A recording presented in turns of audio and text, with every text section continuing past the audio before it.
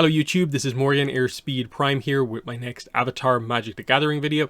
This is going to be the second video in the series going over all of the cards from the Avatar set. In this one we're going to be going over all of the blue cards from the main TLA Avatar set. Again, my approach to doing this is going to be mostly from the kind of Avatar fan perspective, aiming my content at people who are new to Magic the Gathering, kind of Avatar fans and stuff like that. Pointing out like the flavor of each of the cards because I'm more of an expert on Avatar than I am on Magic, though I do understand Magic pretty well. It's just not the focus, of course, of my channel. Avatar is. But yeah, beginner content is the aim here. I don't claim to be an expert on like how will these cards work with standard. I'm mostly comparing these cards to in a vacuum of just the Avatar set. But let's get into it here. The first blue card here, card number 44. And again, I'm going through them in number order just so you are aware. Is Accumulate Wisdom. So it's 1 and a blue, it's an instant, it's a lesson, and uncommon. Look at the top 3 cards of your library. Put one of those cards into your hand and the rest on the bottom of your library in any order. Put each of those cards into your hand instead if there are 3 or more lesson cards in your graveyard. So this is a pretty nice card here. You know, you can see it cares about lessons. If you've used a lot of lessons prior to this, then you can get all 3 of those cards. If not, you get one of them. But still, that's pretty nice overall. Like that's a kind of 3 card draw just for a bit of setup, and it's a cool Wan Shi Tong card referencing the idea of Wan Shi Tong. If you want to actually peruse his library, you have to offer library to offer knowledge to the library, not offer library to the knowledge. But anyway, yeah, cool card, instant. Blue is going to lean sort of heavily into like a lot of instants and stuff like that, doing stuff with the library, draw cards. That's what blue likes to do. Second card here is pretty cool. It's the Benevolent River Spirit. Basically, it's the Painted Lady, the Jianghui River Spirit, whatever way you want to call her. They continue that trend of when it's like not an absolute main character that is going to be a legendary creature, they seem to not like to name the character and just give it a more generic title. But, you know, it is what it is. 2 blue mana for a creature spirit. So this is how it's clear. You can tell from the design as well that it's meant to be the actual Painted Lady and not Katara dressed up as the Painted Lady. So yeah, this is a 4/5 spirit as an additional cost to cast this spell, Waterbend 5. That makes sense because 2 mana for a 4/5 is kind of crazy. So yeah, it costs a bit more, but you can lower that cost with waterbending. When it does come in, it is as a flyer. And it also has Ward 2, and the text on Ward 2 is that whenever this creature becomes the target of a spell or an ability an opponent controls, counter it unless that player pays 2. So if they want to target this with like a removal spell, they have to pay an extra 2 for it, otherwise it will be countered. So that is pretty good. And then when she enters, scry 2. So pretty nice. It is 7 mana for a 4/5 flyer that has some protection and scries 2. But so yeah, you realistically want to bring that down by probably at least 2. As in, you'll maybe be okay with paying 3 mana plus the 2 blue mana, but you probably want to use some artifacts or other creatures to bring it down at least a little bit. But it's a nice creature. It's an uncommon. And I'm glad that the Painted Lady actually gets a card, because there are not that many spirits. This is the thing I think across the entire set, that initially I was like, am I disappointed that the Avatar set doesn't have like that many spirits? But then you realize that, wait, they've actually done a card for basically every spirit. They've not missed out on any. It's just that ATLA is not particularly spirit focused. Legend of Korra is much more focused on the spirits. It develops the lore. It fleshes out the spirit world on a broad sense much more than ATLA does. So that's a reason why it's a relatively small kind of subset of some of the colors as spirits, because we did only get to see a couple of spirits. Next card here. Boomerang Basics is a 1 mana sorcery. It is a lesson. Return target non-land permanent to its owner's hand. If you control that permanent, draw a card. So yeah, this is a kind of bounce spell. This is the way blue typically does removal. It doesn't kill the stuff, it sends it back to their hand. So they can play it, but they have to pay the mana cost. So This is sort of like airbending to a certain degree, but in this case, it's also asking you to, like, if you do it to your own stuff, draw a card, which sometimes you will want to do. So that's interesting, and it's the boomerang. Next card here is Crashing Wave. It is 2 blue mana for a sorcery. It's an uncommon. As an additional cost to cast this spell, Waterbend X. Tap up to X target creatures, then distribute 3 stun counters among tapped creatures your opponent controls. This is nice. So you can choose how big to make this. If they have 3 creatures, you can pay 5 mana for this. You get to tap all their board and then put 3 stun counters wherever it needs to be. If they only have maybe one big thing that you want to do, then you just tap it. And I think the way it works is if you only do, I guess, 1 or 2, you can put multiple stun counters on an individual creature. I think that's how it works. Correct me if I'm wrong. But I don't see any reason why it wouldn't work that way, because it just means that that creature is tapped for longer. They get rid of 1 stun counter, then the next turn they get rid of the second, and the next turn then they'll untap. This is nice, kind of taking out your creatures for a little bit while they're completely stunned. And the scene itself is pretty nice here. Katara at one of her most powerful moments in a way in the series. Like, she does really amazing work in the book 2 finale, and it's basically Onizuka's betrayal that kind of really turns the tides overall, which is interesting. This one does have an alternate art. This is one of the uncommon scene cards. Now you might be wondering, wait, what exactly is going on here? This is meant to go along with other cards to make the overall scene here, like you can see there. So yeah, the cards go together like this. Crashing Wave is the bottom right card, and it goes with Fire Nation Attacks, Fated Firepower, and this is the flip side of the one of the Aang cards for Aang and Law, Ocean's Fury. So yeah, that's the double color Aang. So yeah, that's that. And yeah, you can pull this out of play boosters and collector boosters. Interestingly, it will replace an uncommon because it is an uncommon kind of alternate art, so that's nice. Still a kind of rare-ish pull, but you know, there's only a couple of uncommon scene cards. Ember Island Production is up next. It is 5 mana for a sorcery. Choose one. It's an uncommon. Create a token that's a copy of target creature you control, except it's not legendary and it's a 4/4 hero in addition to its other types. Or you can create a token that's a copy of target creature an opponent controls, except it's not legendary and it's a 2/2 coward in addition to its other types. So that's pretty cool. You get to copy something on the board. The only thing you don't get is the exact power printed on the card. If it's one of your things, it's a 4/4. If it's one of your opponent's things, it's a 2/2. But you still get the effect and stuff like that. And it doesn't break the legendary creature rule here, which is important. So that's pretty nice and flavorful. And it's actually a nice use of Ember Island players to have this card. They had to do copy somewhere. And I think some of the token cards are copies as well, so that's pretty nice. And then again, this is a thing that Blue also likes to do, is have sort of copy effects like this, so that's cool. Next up, First Time Flyer. So you'll note we had some Northern Air Temple characters in white. We also have them in blue here, highlighting that, oh yeah, this is kind of the theming of that episode, is that it's meant to be kind of white-blue.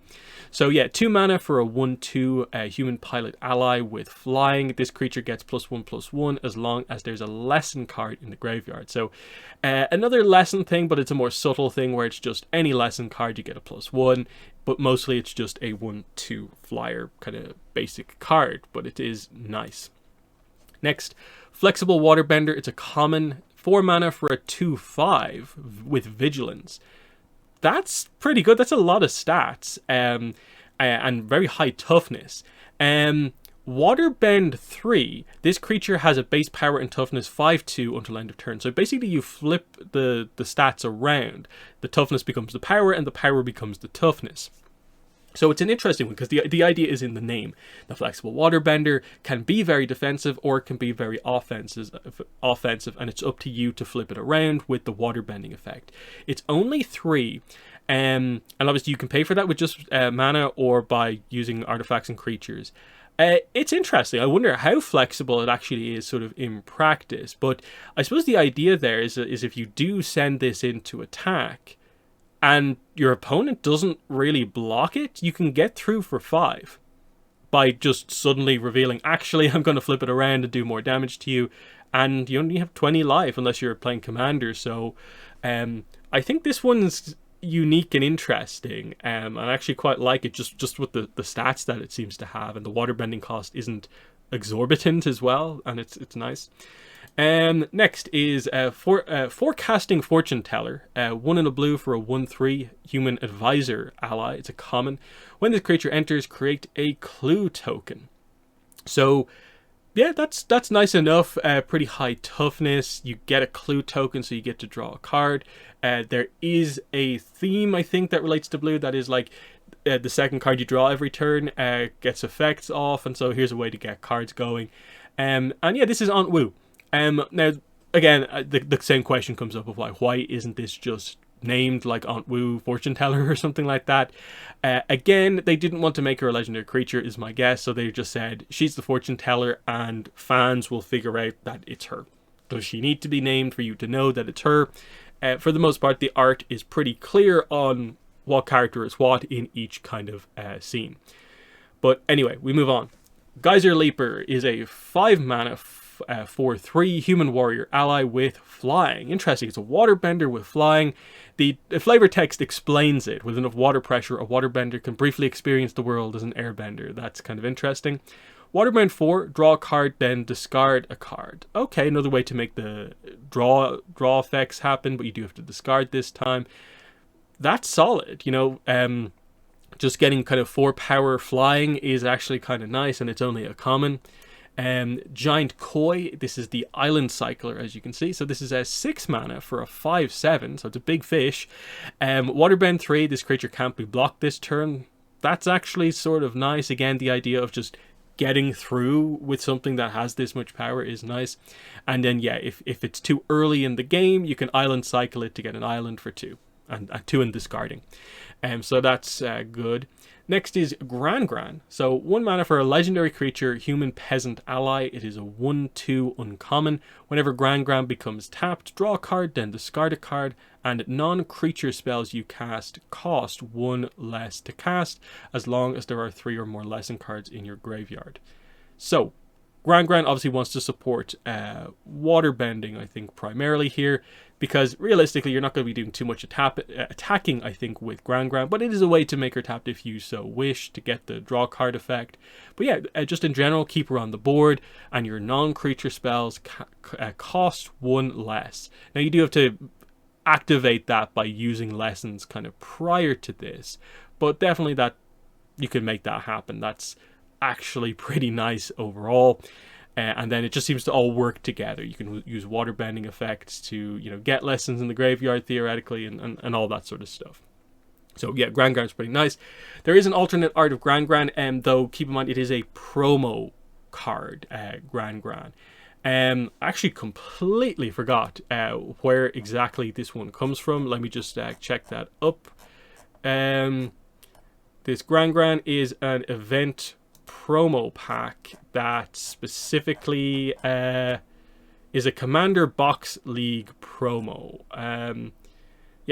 Commander Box League participants will receive this Gran promo card while supplies last. So check if your store is doing that. That's one way to get it, but again, it will be available on the secondary market if that is what you so wish.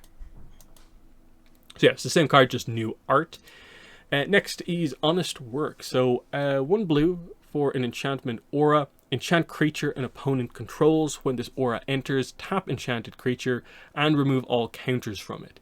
Enchanted creature loses all abilities and is a citizen with base power and toughness 1/1, and it has the ability tap to add a colorless mana, and it's named Humble Merchant.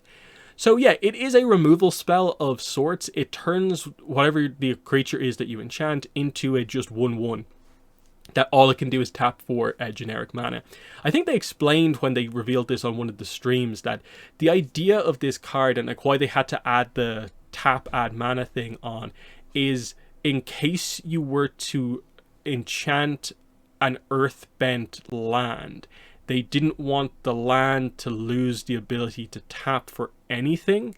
That's basically why that is there, to just kind of balance out things, and they don't really want land removal to be a thing. But again, it's a super flavorful card, and it's a clever way to have a pseudo removal type spell in the set, and of course is referencing Zuko and Iroh's time in the Pow family tea house, of course, because this is pre-Jasmine Dragon, so it's the first tea house before that happened, so that's cool. Next is the Iguana Parrot that the pirate captain owns from the Waterbending Scroll. So this is a 3-mana 2/2 lizard bird pirate with flying and vigilance, and it also has prowess. Prowess just means that when you cast a non-creature spell, this gets +1/+1 until end of turn. And of course, if you cast multiple non-creature spells, this keeps activating. So you can get it up there if you get the spells kind of going, but it's not going to get crazy big. But at the same time, the second you do that once or twice for a flyer, especially one with vigilance, it's actually pretty good for a common overall. Next up is a vehicle. It's the Invasion Submersible. 3 mana for a 0/0 artifact vehicle. When this vehicle enters, return up to one other target non-land permanent to its owner's hand. So you can choose yourself or your opponent. That's cool. Then you have an exhaust ability, meaning you can only use it once. It's Waterbend 3. This vehicle becomes an artifact creature. Put 3 +1/+1 counters on it. Interestingly, there is no crew cost on this vehicle, so you can't just normally use this vehicle like you would. The only way to make it a proper kind of creature that does anything is to use this exhaust waterbending effect. But it's not too bad. Waterbend 3 to make it a 3/3, and you don't actually have to crew it with anything. It's kind of nice because it just comes in, bounces something, and then you can make it a 3/3 kind of whenever you want. It's kind of nice, actually. Next, we have an instant lesson. This is It'll Quench Ya. It's the Cactus Juice card, of course. This is 2 mana for counter target spell unless its controller pays 2. So it's a counter spell, and then obviously depending on your timing, I guess, you either force them to have to spend extra mana on a card, or yeah, you actually just directly counter it. It's nice with the flavor, I guess, of the card being that the spell goes awry because you gave them Cactus Juice and they weren't in their right mind, and they either missed with it or they were inefficient with how they did it. That's sort of the idea here, the intent. But anyway, next up is Katara Bending Prodigy. 3 mana for a 2/3 legendary creature, human warrior ally. It's the uncommon monocolor Katara. At the beginning of your end step, if Katara is tapped, put a +1/+1 counter on her. And then she has Waterbend 6 to draw a card. So the idea with Katara is, of course, if you attack or if you use her for waterbending effects, she gets bigger and bigger and bigger. Then you can obviously build up with the rest of your board to Waterbend 6 to get your draw going. And again, it's all about what you have on the board and how much you can kind of really make this happen. If you maybe do like blue-white and lean into maybe some tokens, there's a way to kind of really make that happen so you get a nice kind of draw engine going. And then, yeah, Katara, I guess, will get kind of pretty big pretty quickly, especially if you have other smaller waterbend effects. And we have seen a bunch of waterbend 3s on a bunch of things like the koi fish and so on. So it's very doable. I'd like to see how it kind of plays out exactly, but I think it's pretty solid overall. Next is the Knowledge Seeker. So it's 2 mana for a Fox Spirit. It's a 2/1 with Vigilance. Whenever you draw your second card each turn, so there's the first appearance of that, you put a +1/+1 counter on this creature. And when it dies, you create a clue token. And again, the clue token can get you a card draw to set up maybe your next effect on second card draw. Pretty nice. It's the Wan Shi Tong Knowledge Seeker heading into Wan Shi Tong's library. It's a fun card. Next, we get to a mythic rare. This is the double-sided saga, The Legend of Karuk. It is 4 mana, 2 blue, for a saga. The first 2 phases of the saga, so the first 2 turns of it, are the same. It is scry 2, then draw a card. So it's just search the top 2, decide what you want on the top, and then you basically get to draw it. If you're not happy with the top 2, then you're drawing the 3rd card. You're just digging deeper in your deck. That's nice for 2 turns. And then on the 3rd turn, you get to exile it and turn it around and transform it into actual Avatar Karuk. 4/3 legendary creature Avatar. Whenever you cast a spell, create a 1/1 colorless spirit creature token with this token can't block or be blocked by non-spirit creatures. So yeah, the spirits can only block other spirits. That's the kind of cool dynamic there. And yeah, it just deals with the whole lore of Karuk. When you really get into his lore, is all about spirits. Not just his encounter with Ko, which is depicted on the other side of the card there. Ko stealing the face of his wife, basically, Umi. But his life before that also was about hunting dark spirits, protecting the world from dark spirits previously in his era. That's why he's so focused on the idea of spirits. He is a spirit hunter. So yeah, every time you generate a spirit token, they all have that effect. That's just the effect of spirits in the set, because that's how spirits work in Avatar as well. And then he has this crazy ability, Exhaust Waterbend 20. Take an extra turn after this one.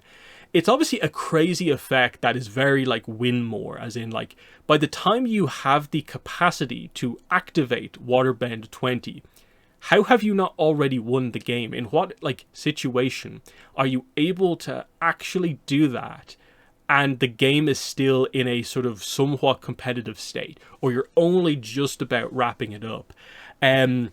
It's an interesting one, because it just feels like, even though the idea is you just continue to play the game as normal and you continue to generate the advantage of getting more bodies on the board with the spirits, and because the spirits can't really be blocked or anything like that, I guess they're going to either get through, or you're just like playing very safe with them and building up for the water bending thing, and you can just lower the cost with a ton of them. But it still takes so long to get there. You are like the idea that like, oh, I'd cast 10 spells to get 10 of these things, and then pay the rest in terms of normal mana. Something else is needed here, and it kind of almost feels like, do you have to go into like a red blue deck? It feels like you need some firebending to support this effect, to just get more mana to make this in any way feasible to happen. And again, because it's such a high cost, you kind of need an effect like take an extra turn after this one, because the turn you cast this is like the only thing it feels like you're going to do, because you're not going to really attack, because you're probably spending all of your creatures, all of your artifacts to cast the waterbending thing.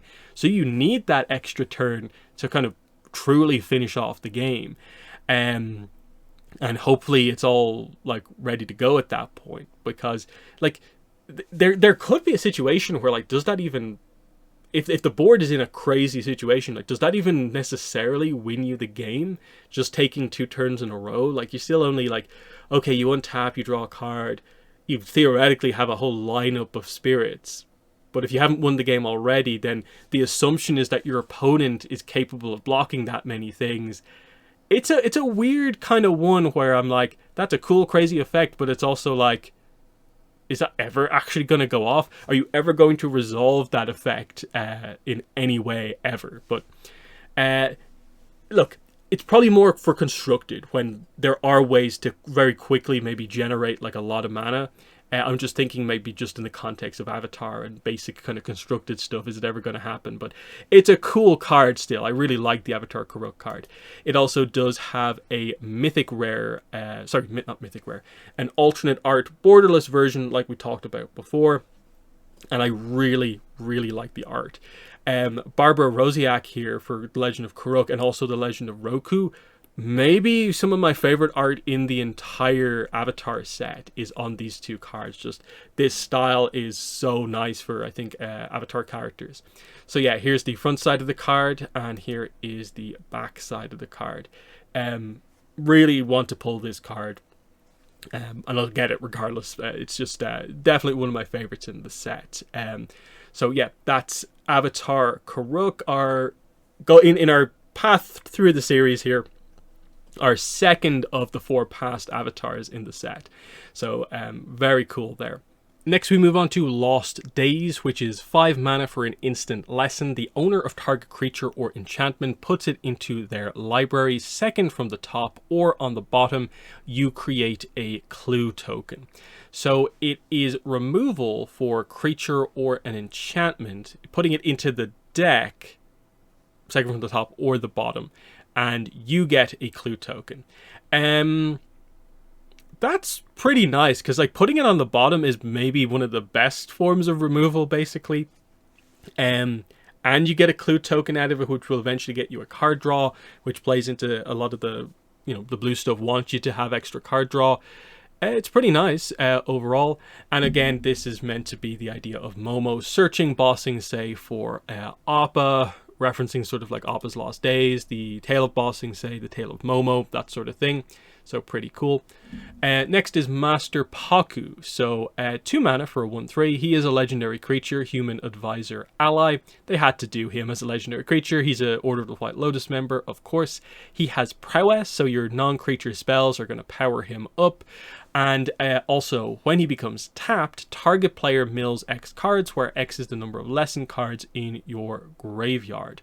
So the idea with him realistically is you probably want to do this the first couple of times, is mill yourself enough to get a couple of lesson cards into your graveyard, which will make him actually the mill X a decent number. And also probably enough to activate other cards that require lessons to be in your graveyard. But then you probably want to stop milling yourself and start milling your opponent. Because the second that gets up to maybe like 5, all of a sudden every time he becomes tapped, your opponent mills like maybe 4 or 5 out of their deck. That's another countdown timer to winning the game, because you can win by decking your opponent out. So an interesting strategy for Paku overall. And again, you know, you can tap him by attacking, but you probably want to mostly do it probably through waterbending effects. So that's somewhat interesting. I think there's 1 or 2 cards that can untap as well. So if you want to go crazy on the mill strategy, I think there's some ability to facilitate that. I think the Cat Owl card I think can untap, but we'll see what else we can find. Next card here, the Mechanist Aerial Artisan. So 3 mana for a 1/3 human artificer ally. It is a rare, and actually a very good card for the Mechanist. They actually have leaned kind of blue and white somewhat heavily into the Northern Air Temple stuff, which is interesting. Whenever you cast a non-creature spell, create a clue token. That's just nice. Like that in any blue deck, that's going to add up somewhat quickly. You just get a bunch of clue tokens on the board. And remember what you can do with clues in this set. Clues are artifacts, so they can help to pay for waterbending costs. And then of course you can use them for clues to just 2, sacrifice it, draw a card, so it's card draw. And then the Mechanist makes another use out of them as well, which is tap until end of turn. Target artifact token you control becomes a 3/1 flying construct artifact creature with flying. So he turns those clues, those ideas basically, into flyers, and that's another way to use them. So actually I think a pretty good card. This seems like an ideal card. Like if you get this, you can really build around this, because it just is kind of mostly play a pretty normal deck, but maybe lean it a little bit more towards non-creature spells, because he turns them into flyers that are actually relatively powerful. So yeah, actually pretty good card. And it's a rare, so it does have an extended art card. Again, the extended arts are only available in collector boosters. You can't get them in play boosters, unlike a lot of the other alternate arts. Next up is North Pole Patrol. 3 mana for a 2/3 human soldier ally. It's an uncommon. Tap to untap another target permanent you control. So there's one of the untapped targets to maybe make use of the Paku if you want to go heavy on that mill strategy. Waterbend 3, tap target creature and opponent control. So this thing is just all about untap, tap. That's actually pretty nice, and it just feels like, yeah, there's another waterbending kind of strategy that you probably want to put mana into to just start tapping stuff your opponent has. Very useful card, I think, there, the North Pole Patrol. Fun to say as well. Octopus form, of course they had to do this one. Instant lesson, it's 1 mana. Target creature you control gets +1/+1 and gains hexproof until end of turn. And you get to untap it. So the untap it is useful just for stuff like, say, Pagu and so on. But just in general, for like, you use something for water bending, but then you activate it again to get it prepared for combat. Whether to block, you know, to protect it from something with the hexproof. It's a very useful card. I actually quite like it. And yeah, the art, very nice. Next up, Otter Penguin, 2 mana for a 2/1 Otter Bird. Whenever you draw your second card each turn, so we see this again, this creature gets +1/+2 until end of turn and can't be blocked this turn. So it goes into being a 3/3 and can't be blocked. So it slides down the mountain, and that's kind of nice. I think there's also an Otter Penguin in the Jumpstart set that I think more builds up over time, but it still does something kind of similar. And again, art, very nice here. Next, Rowdy Snowballers. 3 mana for a 2/2 human peasant ally. When this creature enters, tap target creature an opponent controls and put a stun counter on it. So yeah, there's a lot of tap effects here as well, and this one actually puts a stun counter on it as well. So that's useful if you just want to really annoy your opponent with a bunch of blue cards. This is certainly the way to do it. Next, Mythic Rare here. Secret of Bloodbending. It is 4 blue mana for a sorcery lesson. Like I said, it's a mythic rare. As an additional cost to cast this spell, you may waterbend 10. You don't have to. So it has an effect, and then it has like an enhanced effect if you pay the waterbend 10. You control target opponent during their next combat phase. So that's what the 4 mana at the start pays for. But if you pay the 10 more, you get to control that player during their next turn instead. And it just clarifies that, yes, you see all cards that player could see and make all decisions for them. So you basically get to play the game on their side of the board, except with your intentions in mind. So you can cast their cards using their mana to kind of hit their own things if you want to do. You can just waste their mana. That's something you certainly want to do towards the end of the turn, is just make sure they don't have any mana up. You also do get to do the whole combat phase from their point of view, so you can choose to ignore it if you want, or you can choose to just like send their creatures in a very bad way, and then you basically get to control both sides of the combat and have it work out in your favor. It's a really strong effect. It depends on the board state about like just how much value you are going to get out of this yourself, what the cards in hand are and stuff like that, but there should be a way to really make this kind of do what you want to do. Now it is quite expensive though. It means like it is 14 mana. Now you can get it down quite a lot with artifacts and creatures, of course, because it's a waterbend cost, but how low do you need to get that to where it's like a reasonable amount? And it's like I don't know, like 8 mana. That means you have to spend like 6 things on board. It's a later game effect, but even just using it for 4 blue mana just to control the combat is kind of nice. So can be devastating. Maybe is one of those ones where it won't be as crazy a lot of the time, but it's still super flavorful. Because of course the bloodbending stuff with Hama in book 3 is so interesting, and especially then the fact that bloodbending goes on to be used in such a fascinating way in Legend of Korra as well speaks to just how impactful it is as an ability in the franchise. There's also this incredible art here for the elemental frame version of the card, Secret of Bloodbending, that features Hama as well, and Katara. This is really nice. I definitely want this card as well. Again, Barbara Rosiak art, very hyped. But yeah, we will move on. It's an elemental frame, so you can get it in play boosters and collector boosters. There's no exclusivity there overall, because remember, the only proper alternate arts that are only available in collector boosters are extended arts, kind of weirdly.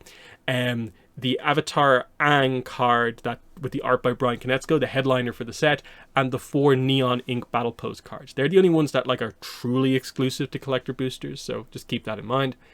Next up, the Serpent of the Pass. 7 mana for a 6/5 creature serpent, so it's a big thing. If there are 3 or more lesson cards in your graveyard, you may cast this spell as though it had flash. Okay. This spell costs 1 less to cast for each non-creature, non-land card in your graveyard.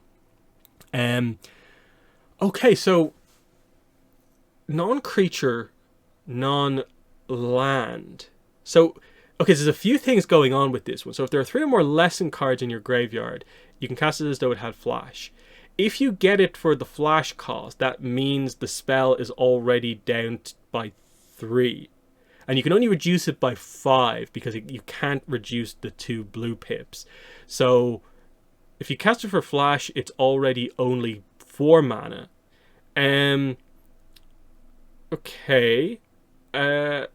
For each non-creature, non-land card. Okay, so it doesn't count land. Yeah, that's fine. And you just get more lessons in there. Stuff that isn't lessons also lessens the cost. That's nice. That's doing what you want to do, certainly. And again, it links in well with sort of Paku if you start kind of milling yourself initially. It's nice. Next up is Sokka's Haiku. 5 mana for an instant lesson. It's an uncommon, and the effect text, of course, is a haiku. That's the gimmick of this card. Counter target spell, draw a card, then mill 3 cards, untap target land. 5/7, then 5 syllables in a haiku. Yeah, counter target spell, nice. Draw card, then you mill 3 cards, so another mill card, and then you get to untap one of your lands, so that it's open for, I guess, maybe some waterbending stuff later on, whatever. It's cool. And yeah, Madame Makmu Ling is on a card. This is, of course, the tale of Sokka. And interestingly, she's also in one of the more recent Avatar novels, The City of Echoes, which is interesting. But anyway, we move on. Next, the Spirit Oasis is a legendary enchantment shrine. It's 3 mana. When this one enters, you draw a card for each shrine you control, and then when another shrine enters, you draw a card. So, you know, pretty nice. This is, you could tell what they're doing. Is that, okay, the white one, the Southern Air Temple, was about +1/+1 counters. This one's about drawing cards. It's pretty nice. And of course, the Spirit Oasis is such a notable location in the show as well. That's cool. Next, it's a rare Spirit Water Revival, 3 mana for a sorcery with very nice art. As an additional cost to cast this spell, you may waterbend 6. So again, it's going to be one of these ones where it does something, but it'll do something more if you basically pay 9 mana overall for it. So draw 2 cards, also exile Spirit Water Revival, but then if you do pay the additional cost, you get to shuffle your graveyard into your library and then draw 7 cards. And if you have, and then you have no maximum hand size for the rest of the game. Draw 7 cards. I guess when you actually do this, you probably will be maybe in a situation where you do have more cards in hand and you don't want to have to discard anything. Interesting. But like, yeah, that's just really good card draw. 3 mana, draw 2, and then you can potentially get 7, and like all your cards are basically back in your deck. The maximum hand size thing probably isn't super relevant unless maybe your deck just really gets cards into hand. But still, it's nice that does what you want to do in blues, just get good card draw. This one does have an extended art, as I said before. Next up is Teo, Spirited Glider, another 117 card, which is so interesting. 4 mana for a 1/4 human pilot ally. It is a legendary creature, flying. Whenever one or more creatures you control with flying attack, draw a card, then discard a card. 1 or more, okay. When you discard a non-land card this way, put a +1/+1 counter on target creature you control. Okay, so it's just all about flying. So you fly in, any of your flyers attack, you get to draw, discard, and then if what you discard is not a land, you boost power on target creature, and you can do it on Teo, so it becomes a 2/5, and that's starting to get quite tough, and you're getting quite comfortable just sending him in, and who knows what else you have on board. That's actually quite nice for like a decent Teo card overall. Next is the Tiger Seal. So it is a blue mana for a 3/3. Okay, what's up here? It's got Vigilance, but at the beginning of your upkeep, tap this creature. But then whenever you draw your second card each turn, you untap this creature. So, okay, it comes in, it has the summoning signature, so you can't really do much with it initially. You do get to, I suppose, when you turn the turn over to your opponent, you can theoretically block with it immediately. So especially on turn 1, it's quite a threatening card. But then when it turns over to your turn again, it untaps and you are very reliant on trying to get your card draw to untap it again. But if your deck does that, it will be active a lot of the time. Now obviously it's mostly only a thing where, like, for the first maybe 2-3 turns of the game, maybe 4, it's really, really good. And then it just... the better creatures in your deck will tend to take over, but it's interesting. It's a worthy rare. It's an interesting choice to do the Tiger Seal as a kind of notable card like this, but it makes sense, I think, for the color slot within the set.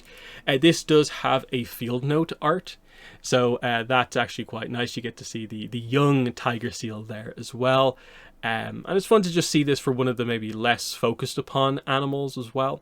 That it gets this alternate art. And again, the field notes are available in play boosters as well. It's just much rarer than it is in collector boosters. So that is cool. Next up, Ty Lee, Chi Blocker. So another notable character here. This is her first card. She has one other card in the set in red, I believe. This is a 2 and a blue for a human performer ally. It's a rare. It's a 2/1. It has flash and prowess, so it gets boosted by playing non-creature spells. When Ty Lee enters, tap up to 1 target creature. It doesn't untap during its controller's untap step for as long as you control Ty Lee. So she just keeps something tapped down. And you do get to do this at flash instant speed. So that's quite kind of clever, and that can really, be a nice trick to come in. Flavor-wise, it, I think, is a clever way to do chi blocking. The 2 Ty Lees, I think, do it in a way where it's more broad. I'm wondering if there ever was in development a fancier Ty Lee that had like a bigger maybe line of text that was more about specifically like, oh, Ty Lee enters and she shuts off any card that has firebending, earthbending, waterbending. I'm guessing they maybe found that a little bit too unwieldy and decided that, hey, let's look at the lore. Chi blocking isn't just about basically removing bending. Even when you do chi blocking to a non-bender, you're making their limbs kind of useless overall, because you're making their whole like arm kind of numb with the pinpoint strikes. Because non-benders have chi as well, it's just they can't use it in the same way that benders can. So this is actually a clever way to do that, because she does take down a bunch of non-benders as well as just benders. So actually pretty cool overall. She gets an extended art as well. I would have maybe liked it where, like, the one thing I think that's perhaps maybe missing from the Avatar set is just, like, the ability for, say, like, this is one of Ty Lee's only cards. This is her only, like, rare card. I feel there should be, like, a full art Ty Lee in the set somewhere, and there isn't really the space for it because they went a little bit specific with the way they did some of the alternate arts. With the elemental frame, it's more about the frame of the card itself rather than the art. The field notes card specifies it more to be animals and kind of constructs. And then the only other stuff that really has full alternate art is pretty much the scene arts, which is a gimmick by itself, and then the double face cards, which is only 5 of in that cycle of cards, plus a few select others. So it's one of those ones where, like, yeah, I would have liked it to where there was a situation where it's just, hey, here's just a full art of, this is a specific type of alternate art, and most of the main characters can have one of these. Whereas this is the best alternate art for Ty Lee in the set. That's maybe one slight disappointment overall, is that they didn't give you that mega art maybe for some of the characters. But anyway, we'll move on. The Unagi of Kyoshi Island. 5 mana for a 5/5 Serpent. It is a rare. It has Flash. Okay. It has Ward Waterbend 4. So that's kind of like, okay, I think I get what you're doing, but okay, what does the reminder text say? So whenever this creature becomes the target of a spell or ability an opponent controls, counter it unless that player pays 4. And then they can tap their artifacts and creatures to help. Each one pays for 1. So it's an interesting one where like this is a cost that your opponent has to pay, but they can waterbend themselves. So you're kind of giving them waterbend for it to kind of pay for this. But this is an interesting one when like waterbending is like a cost just to get one of their spells across. Is that, ooh, do I want to tap a bunch of my stuff just to get through to be able to target the Unagi, or will I just pay mana for that? It's an interesting ward as like an overall protection effect overall, but it fits for the Unagi. Whenever an opponent draws their second card each turn, you draw 2 cards, so that's nice as well. This is actually just a pretty good card overall. I quite like it. And yeah, I guess the idea is, yeah, because it has flash, the idea is like, I guess your opponent does something that draws them their second card, you flash this in and immediately get the effect, is the idea, to draw 2. The Unagi also has a field note card, as you can see here, so that's very, very cool.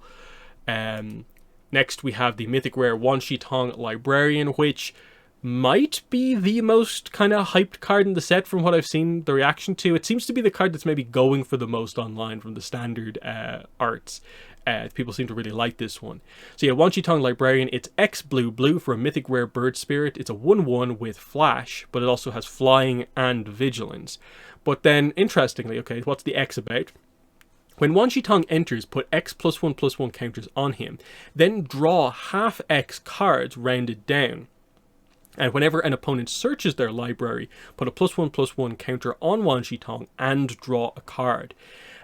This one I think is more for like the hyper constructed formats of just like, yeah, this is actually doing kind of what you want. It's very flexible. It's got flash, you know, it's a flyer, vigilance, it's as big as you want it to be. It gives you immediate card draw, and then if it stays on the board and your opponent basically does anything in those heavy constructed formats, they are probably going to be searching their library at least a couple of times. So yeah, it's getting even bigger and you're drawing more cards. It just is like, yeah, that's doing everything I want it to do. And it's pretty on flavor as well, because it's Wanshitong, the librarian, and he's all about drawing cards from your library. And whenever your opponent messes around in their library, he gets bigger, because he's worried about that sort of stuff. It's very fun, a very on flavor, and it just fits in with like a lot of the everything else the Avatar set is kind of really doing. And yeah, he also has a field note card, which is really cool. Just the idea of like, who saw Wanshitong and drew all these pictures of him? What are these notes about? It's quite fun. So maybe one of the rarer, more expensive cards in the set here, the alternate art of the particularly hyped card. Next is Waterbender Ascension. So this is 2 mana for enchantment. Again, remember there was Airbender Ascension from the first, from the white video. So yeah, this is a rare. Whenever a creature you control deals combat damage to a player, put a quest counter on this enchantment. Then if it has 4 or more quest counters on it, draw a card. It has Waterbend 4. Target creature can't be blocked this turn. So you are trying to do damage. You're trying to get through for damage, and you have to do that 4 times to get up to 4, at which point you do get to draw a card. And then the idea is this is repeatable because every time after that you do damage, it checks for the counters, and then if you have enough, you get to draw a card. And then it facilitates getting the damage through with the waterbending effect, where you can actually make a target creature unblockable. So yeah, it like the other one, it's just like, yeah, it does the thing. It's a quest on a card to accomplish something. Art's very nice. I like the Ascensions so far, and I'm excited to get to the other Ascensions. So yeah, that's that. This does have an alternate art. Now you may be wondering, what on earth is going on with this? It roughly looks like water in a black and white art style, but it's a little bit unclear. That's because this is one of those scene cards. Specifically, this one is from this card here. This is the 9-card scene art for book 3. You can see Waterbender Ascension is here on the side. Now this is a weird scene where, like, obviously it's a 9-card set, but realistically only maybe 4 of the cards from this one actually stand out as being actually good alternate arts on their own. The Azula, Zuko, Ozai, and Aang. The Earthbender Ascension, Waterbender Ascension, Firebender Ascension, and Sozin's Comet all don't really maybe showcase themselves particularly well here. Like, sure, it is the element on the card, but it's a bit weird to highlight specifically as a particular focus of a card. But still, it is a somewhat rare card because it's a rare alternate art, so, you know, it's cool. Next, Waterbending Lesson, 3 and a blue for a sorcery lesson. Draw 3 cards, then discard a card unless you waterbend 2. So that's kind of nice. You just get to draw 3, and then you discard 1, but you can avoid the discard if you waterbend 2. So that's not too bad at all. You just pay 2 extra mana, or maybe tap a random artifact you have on the field, and 1 creature. That's good overall. That for that amount of card draw, of course. Now, again, the thing with card draw decks is obviously that, like, you need to have other stuff to benefit from the card draw. Like, if you have too much card draw, you're just drawing more card draw, and it's like you need to eventually get the payoff. So you need your kind of Wan Shi Tongs and stuff like that as well to kind of win you the game, not just drawing cards. So that's interesting. But anyway, we have Waterbending Scroll, which is 2 mana for an artifact. It is pay 6 and tap, draw a card. This ability costs 1 less to activate for each island you control. So, okay, island focused, that's the blue source of mana. By the time you cast this, you have at least 2, then you get to turn 3, maybe next turn, you have 3 or 4 on the board. Okay, like this is coming down, especially in like a mono blue deck, to draw a card. It's another source of card draw, and if you like really need it and it's maybe just going to stick around, there is ways to destroy artifacts, but it doesn't seem to be maybe a focus within the set. So this will probably stick around as like a source you can use, and it's interesting and kind of flavorful. That, of course, one of the big things that the blue cards want to do is draw a card, and they're like kind of the scroll teaches you how to be a better waterbender drawing cards, which is kind of cool. Next up, Watery Grasp is 1 mana for an enchantment aura. The enchanted creature doesn't untap during its controller's untap step, so it's just a permanent like locking it down. And then Waterbend 5, enchanted creature's owner shuffles it into their library.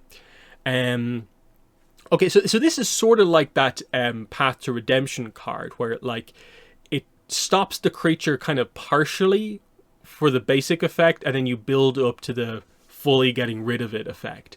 So yeah, it locks it down with the tapping, and then you can build up to Waterbend 5 to shuffle it into their library, which is going to get rid of it for most of the time. And for only 1 mana, like initially to start this, I think that's actually pretty decent. And the last blue card is Yue the Moon Spirit. So it's a 3 and a blue for a rare spirit ally. It's a legendary creature. It is a 3/3 with flying and vigilance, but also Waterbend 5. And tap, you may cast a non-creature spell from your hand without paying its mana cost. So, this is interesting. We do have the alternate art for it, which was actually the version of the card we saw first, because they did a weird thing where they showed us this. We didn't know what Waterbend did at the time, so everyone had crazy speculations. I'm not sure anyone quite called it like perfectly the way it worked, but anyway. This is an interesting card because that effect sounds crazy, and I guess in some of the constructed formats where every card in Magic is effectively like available, you can probably do some really crazy stuff with that.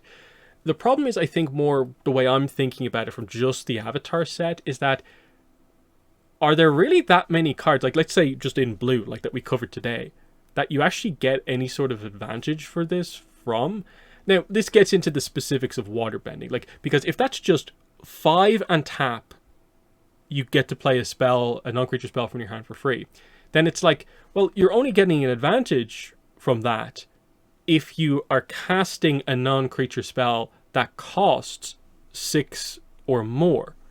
Now, the thing with waterbending is, it's how do you value the idea of like, okay, this is just me tapping my lands for mana versus me tapping basically my creatures for mana versus me tapping my artifacts for mana. And I think the value here is probably that if you can maybe pay for 2 or 3 of that cost with your random artifacts that you happen to have on the board, then it's actually going to feel a little bit more free. Whereas if you actually have to pay 5 full mana, it doesn't feel great. If you have to like actually use one of your other like really usable creatures that you have on the board to pay for this, it's not going to feel like you're really getting any value or free stuff out of this. So this one completely depends on like deck buildings. Like there is a situation where maybe this is not a card you maybe want to go for. Now, to be fair, 4 mana for a 3/3 flying vigilance, ignoring the other effect, is still pretty good. It's still got like rare creature stats basically.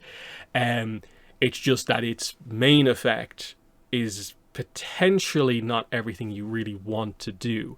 Again, the elemental frame is very, very nice, but we just went through blue. Like, how many cards are actually benefit from this? Because again, creatures don't come into, or you can't do creatures, so it has to be a non-creature. This one costs 5 mana. This is a creature. Everything's fine there. Nothing there. Secret of Bloodbending. No, the way the card works, I looked it up in the release notes here. If you cast a card without paying its mana cost, this is a specific note on this card, you can't choose to cast it for any alternative costs. You can, however, pay additional costs if it has any other stuff going on.